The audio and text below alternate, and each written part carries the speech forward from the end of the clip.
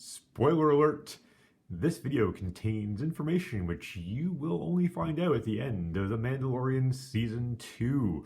You have been warned. Hello and welcome to another Dragonstorm Studios video. And today we're going to be drawing a lightsaber in the hands of Luke Skywalker himself, Mr. Mark Hamill. And this is part of a recent push I have done to draw people who I normally haven't tackled because I've been nervous about it. Mark Hamill, as Luke Skywalker in particular, was such an idol, such a hero of mine growing up. I wanted to be just like him. He was such a cool character. He just epitomized everything amazing and good that I grew up wanting to be. And as a result, there was an awful lot of nervousness when it came to drawing. I mostly stuck to the creatures, the aliens, and the vehicles from Star Wars growing up. And with the Harrison Ford video recently, I've taken upon myself to try drawing those sorts of characters that I wouldn't have been likely to try and draw earlier.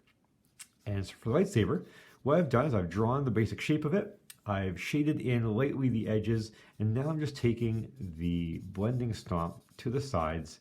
And this is a delicate process. Up until now, you've seen me use the blending stomp, but I'm going to be going back and forth, alternating between blending and erasing, because I want to try and get that proper balance between the light and the dark. We want the middle of the lightsaber to be pretty much white, and the edges to slowly, gradually fade off, just like in the picture here. And as I achieve that, again, it's a slow process, because if we simply just did one round of the shading, we wouldn't end up with the subtle effect that we want to achieve. And once I'm happy with that, I'm going to erase the line around the lightsaber, which I've done fairly lightly, and I'm going to just use the blending stomp to extend the lightsaber out a little bit more, to make it not so distinct. We don't want the edges of the lightsaber to be very solid. We want to be more ethereal. So as I work on that, I'm also going to just explain another influence on my early development, and that was Dave Dorman.